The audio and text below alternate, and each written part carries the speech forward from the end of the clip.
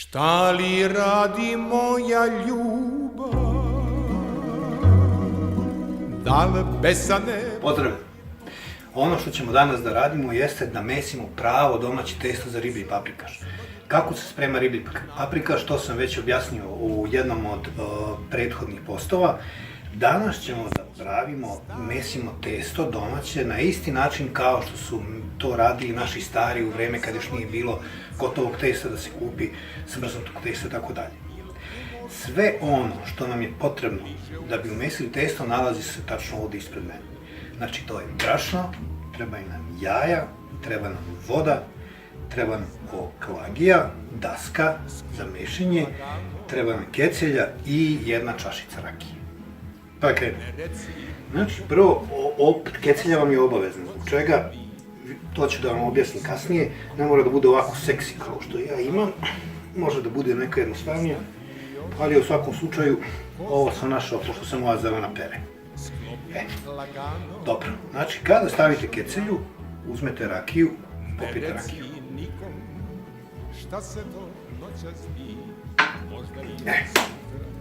Kad smo popili rakiju,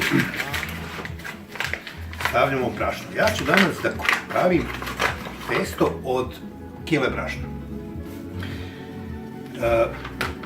Znači, brašno stavimo u činiju, ali gledajte ovako, ostavite jedno 5 do 10 deka brašna u kesi. Treba će nam kasnije, tako neka ostane. Znači, dodat ćemo i njega, ali ne ovak sada. Kada smo stavili brašno, malo ga raširimo i sad na kilu brašna Talijani stavljaju na 100 grama brašna jedno jaje. Znači, kod nas se ne radi tako. Kod nas stavljamo na kilogram brašna, išlo bi negde između 6 do 8 jaja, zavisi od veličine. Pa onda ću ja da krenem, prvo razbijem jedno. Ova su ovo jaja neka nejednaka, ali su bar lepa žuta. Znači, gledajte, ovo je kao od kikireza. Što su i jaja žuća, testo će da bude lepše. Bilo bi dobro kada biste mogli da nađete domaće jaje. Znači, kupite jaje od nekoga koga poznajete i to će vam se na kraju isplatiti. Jaja sa farmi, ne kažem da su loše, ali je i boja i sam ukus tih jaja potpuno drugačiji. Znači, od onih kokošaka koje u stvari trče po dvorištu ovdje po našim salašima i tako dalje. Znači, ja sam stavio sada 6, evo stavit ću 7 jaja. 7 jaja na kilogram brašna. I krećem polako ovo da umutim. Da se pomešaju sjedine jaja i brašna. Za sada još ne dodajemo vodu. U čemu je trik u cijeloj priči? Znači, jaja sama po sebi sadrže određeni procenat vlage, naravno.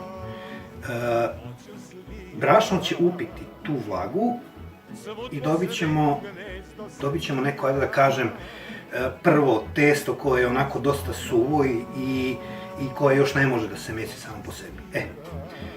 Kada brašno upije svu vlagu iz jaja, onda ćemo polako početi dodavati vodu da dođemo do određene čvrstoće testa. Znači ono ne sme biti previše meko, jer ako je previše meko, lepit će se i tokom mešanja i tokom razvlačenja, tokom sečenja i u suštini može se desiti kasnije kada se skuva da bude gnjecavo. Testo za paprikaš mora biti čvrsto. Znači,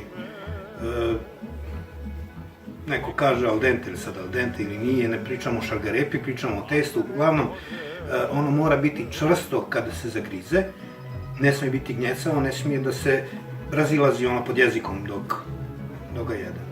Ali naravno mora biti kuvano, ne može da bude presno pa da se osjeća brašno dok se jede. Evo, u suštini to je to. Vrlo je bitno, pre nego što počnete da mesite testo, iz higijenskih razloga da se ruke dobro operuju, da se nokti podseku, pošto imao sam prilike da vidim neke domaćice koje lakiranim noktima mese testo, a ispod tih noktiju onako dugih ne bi volio ni da zavirim. Kako god.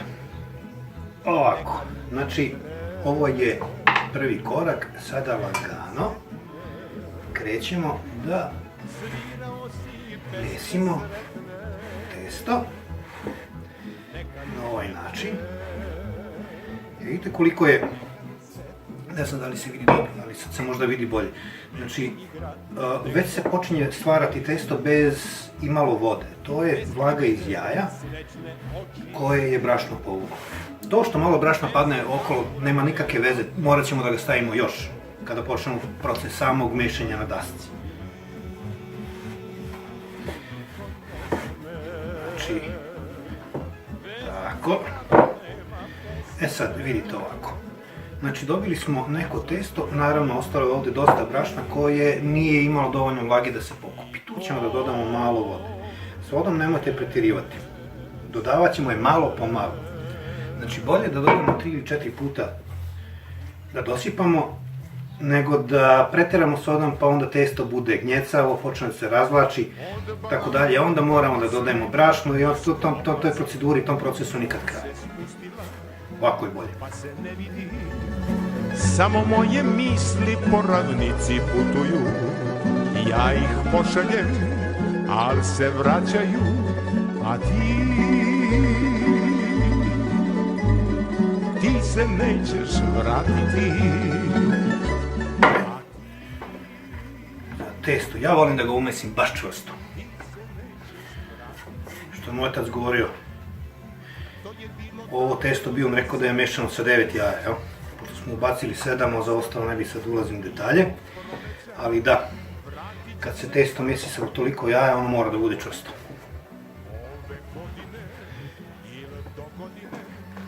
Kecelja će imati svoju funkciju kada počnemo da razvlačimo testo. Postoji posebna tehnika. Žene često ne vole da mese testo, zbog čega nije njima teško da umese. Ali im je vrlo teško da testo razvalje. Kasnije kada se testo razvlači, ono treba da se razvlači na debljinu od neka 3 do 4 mm. Znači ne kao za supu, za žutu supu koja je toliko tanko da se kroz njega providi. Znači da se vidi daska, vidite šare drveta na dasci. Testo za ribu bude debljine oko 3 mm i u suštini mora da bude svugde iste debljine. Koliko trebaš mi, kad bi znala ti, koliko trebaš mi.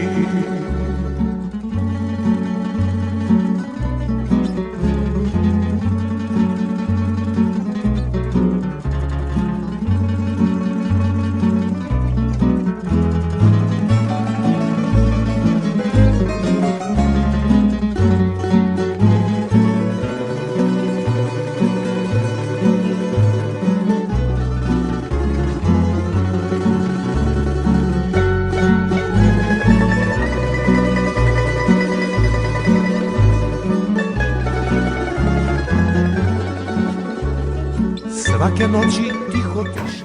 Evo, ovako.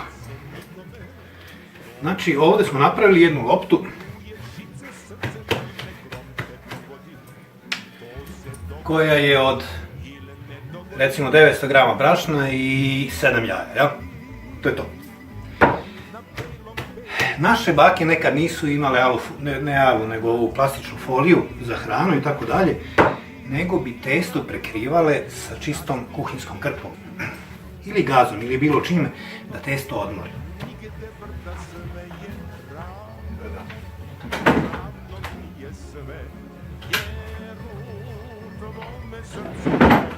Znači mi ćemo uraditi isto, čistom krpom prekrijemo testo i ostavimo ga da odmori jedno 30-35 minuta, pa nakon toga nastavimo dalje.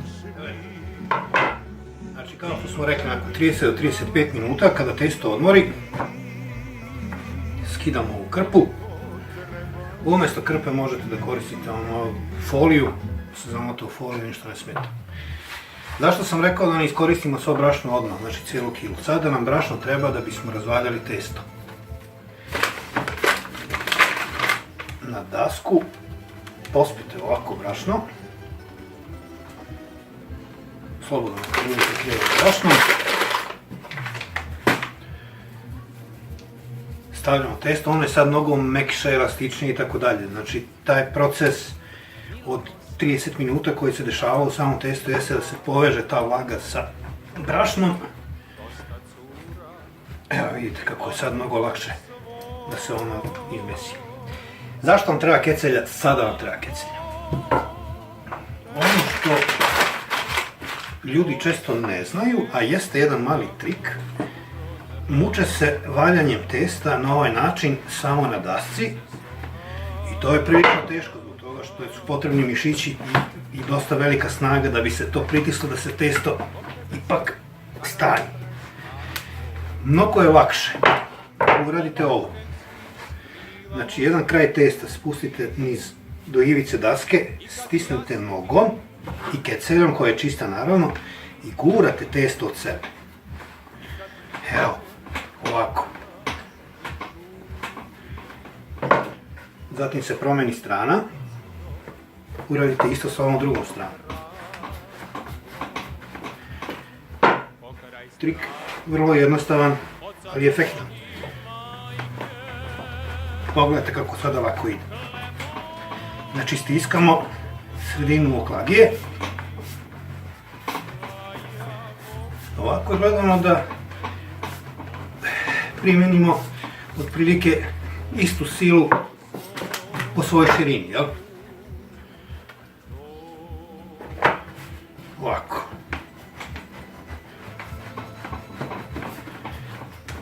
Znači ništa ne smeta ako tu bude ovako tih trunčica, to je ono staro testo što je ostalo na samoj dasci. Sve će to da se razvalja. I ponavljamo znači ovaj proces kroz dok testo ne stanjimo na željenu debljinu. Rekli smo da je to oko 3 mm. Znači, ko voli deblje može da bude malo deblje, ko voli tanje može malo tanje.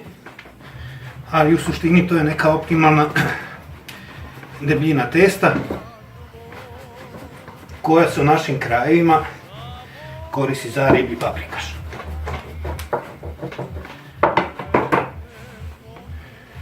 Tako. Znači ova krpa, takozvana koja nastaje od testa, postaje sve šira. Tako. Menjamo, znači okrećemo ga za 90 stepeni. Bravo. Tako. I nastavljamo sa razvlačenjem u svim pravcima. Ovako.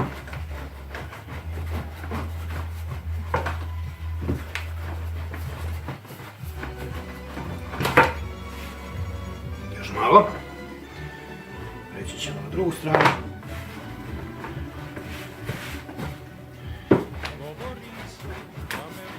Ova količina od kilogram brašna je dosta za 6 ljudi sigurno. Znači da se najedu i da možda i ostane testa. Ako ih ima više od 6, morate mesiti veću količinu.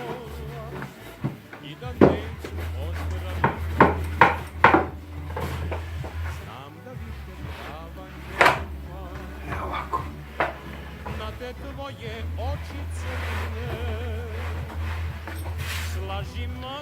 Znači ovdje je skoro dosta.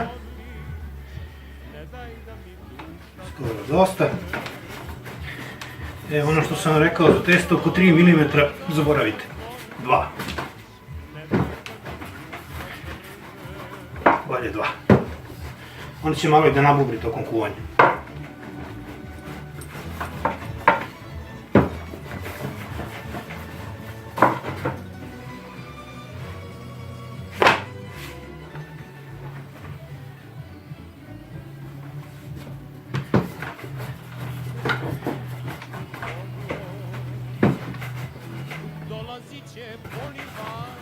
I to je to.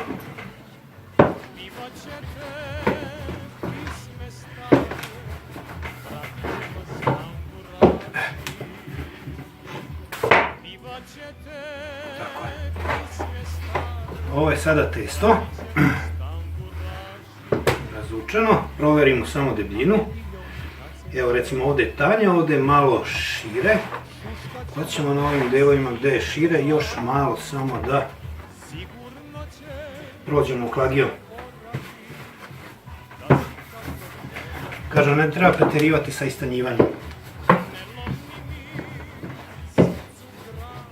Ne treba da bude debelo, ali ne treba da bude ni previše tanko. To je to. Sad ću da donesem približim kameru da vidite kako to izgleda. Znači ovako. Sada testo nosimo da se suši. Znači ovako rašireno treba da ga stavimo preko nekog čistog stonjaka ili neke krpe čiste i tako dalje. Da se suši najmanje 1 sat do 2. Ne smije da se presuši previše, ne smije da bude krto. Da bude kao kupovno testo gotovo, ali treba da se prosuši dovoljno da može bez problema da se seče. Kako da ga prenesu? Znači stavi se oklagija, testo se zamota na nju, ovako, i prenesemo je do čistog stolja. Ok, znači prošlo je oko sat vremena, testo se prosušilo, sad ćemo da sečemo rezance. Ono što moramo da uradimo jeste da se ovo zaostalo testo koje se osušilo na dasci uklonimo.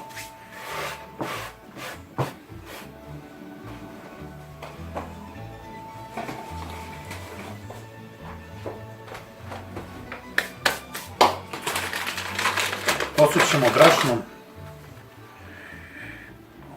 dasku. Znači to nam je bilo potrebno brašno. Tako. Sad, kako su nekad radile bake? Bake bi uzele ovako, znači kako testo stoji na oklagiji.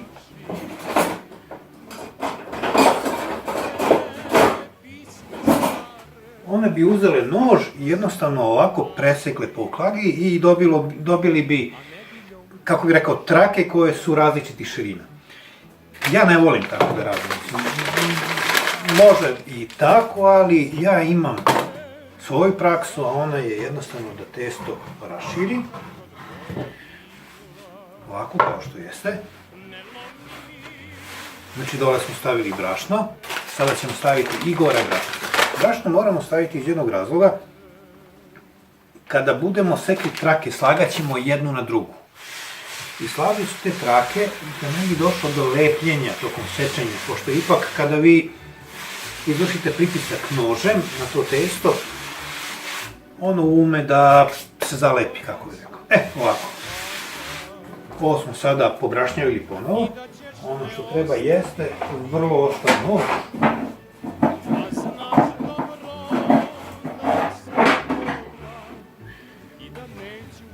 Tako da ću ja da povučem par puta.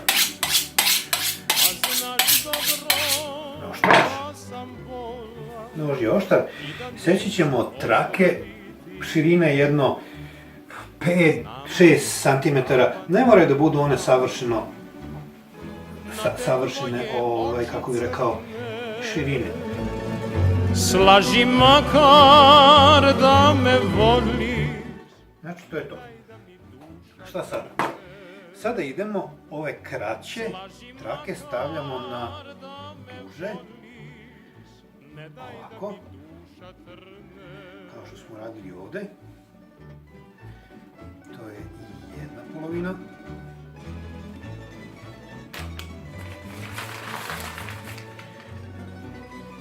Ovako. Sada idemo s druge polovine, znači ove kraće stavljamo na dužu. Složimo ih ovako. Ovo je malo šira, no nema veze. Preseče se po pola. I opet stavimo jedan na drugu. Dobili smo ovo. Sada krećemo u rezanje testa. Znači rezanci se seku da budu oblika šibice. Znači, ako je testo debelo 2 do 3 mm i širina samog rezanca bi trebalo da bude tu 3 do 4 mm, ne više. Ne sečemo pomerajući nož napred nazad, nego samo primenimo pritisak i sklonimo. Primenimo pritisak, nož od ove sklonimo.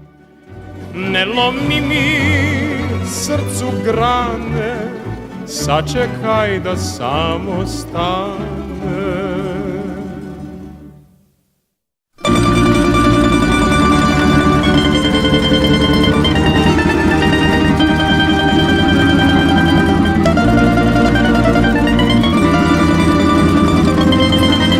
Da rezimiramo celu priču. Za domaće rezance potrebno nam je brašno, ja koristim brašno tipa 500, meko, ne koristim oštro. Oštro više za hleb i tako dizano testo.